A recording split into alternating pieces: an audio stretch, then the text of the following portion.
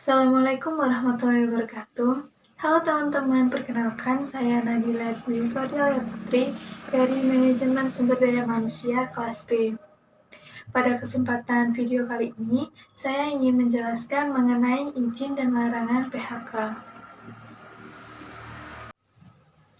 Oke, sebelumnya apa sih PHK itu?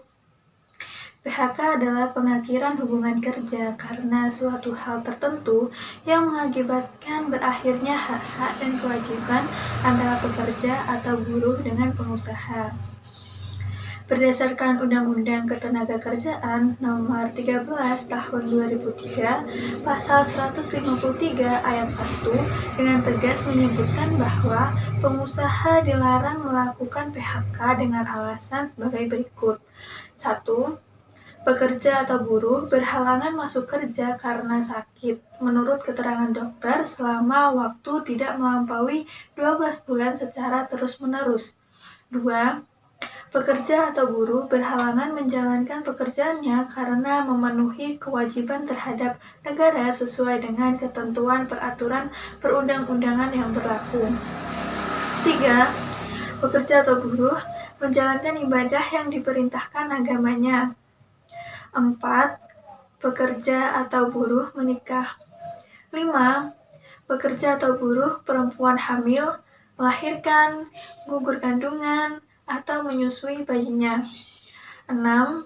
Pekerja atau buruh mempunyai pertalian darah dan atau ikatan perkawinan dengan pekerja atau buruh lainnya di dalam satu perusahaan, kecuali telah diatur dalam perjanjian kerja, peraturan perusahaan, atau perjanjian kerja bersama. 7. Pekerja atau buruh mendirikan, menjadi anggota, dan atau pengurus serikat pekerja atau serikat buruh. Pekerja atau buruh melakukan kegiatan serikat pekerja atau serikat buruh di luar jam kerja atau di dalam jam kerja atas kesepakatan pengusaha atau berdasarkan ketentuan yang diatur dalam perjanjian kerja, peraturan perusahaan, atau perjanjian kerja bersama. 8. Pekerja atau buruh yang mengadukan pengusaha kepada yang berwajib mengenai perbuatan pengusaha yang melakukan tindak pidana kejahatan. 9. Karena perbedaan paham, agama, aliran politik, suku, warna kulit, golongan, jenis kelamin, kondisi fisik, atau status perkawinan. Dan yang terakhir, 10. Pekerja atau buruh dalam keadaan cacat tetap, sakit akibat kecelakaan kerja, atau sakit karena hubungan kerja yang menuntut surat keterangan dokter yang dalam jangka waktu penyembuhan belum dapat dipastikan. PHK karena alasan-alasan tersebut adalah batal demi hukum dan pengusaha wajib mempekerjakan kembali pekerja atau buruh tersebut.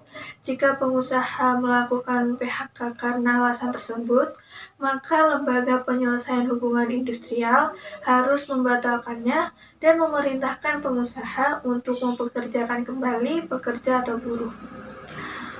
Menurut Undang-Undang Nomor 13 Tahun 2003, Pasal 61 tentang Ketenagakerjaan menyatakan bahwa pemutusan hubungan kerja dapat terjadi karena hal-hal berikut. 1.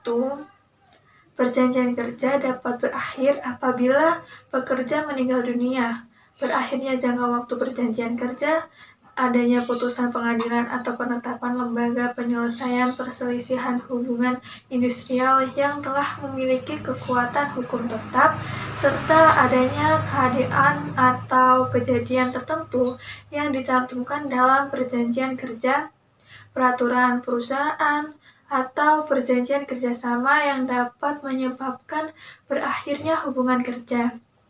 2. Perjanjian kerja tidak bisa berakhir karena meninggalnya pengusaha atau beralihnya hak atas perusahaan yang disebabkan penjualan, pewarisan, atau hibah. 3. Ketika terjadi pengalihan perusahaan, maka hak-hak pekerja atau buruh menjadi tanggung jawab pengusaha baru, kecuali ada ketentuan lain dalam perjanjian pengalihan yang tidak mengurangi hak-hak pekerja atau buruh. 4. Ketika pengusaha, orang perseorangan, meninggal dunia, ahli waris dari pengusaha dapat mengakhiri perjanjian kerja setelah merundingkan dengan pekerja atau buruh. Dan yang kelima, ketika pekerja atau buruh meninggal dunia, ahli waris pekerja atau buruh berhak mendapatkan hak-haknya sesuai dalam peraturan perundang-undangan yang berlaku atau hak-hak yang telah diatur dalam perjanjian kerja, peraturan perusahaan, atau perjanjian kerja bersama. Nah, itu tadi pembahasan terkait izin dan larangan PHK. Jadi, dalam hal-hal tertentu, pengusaha diperbolehkan melakukan PHK.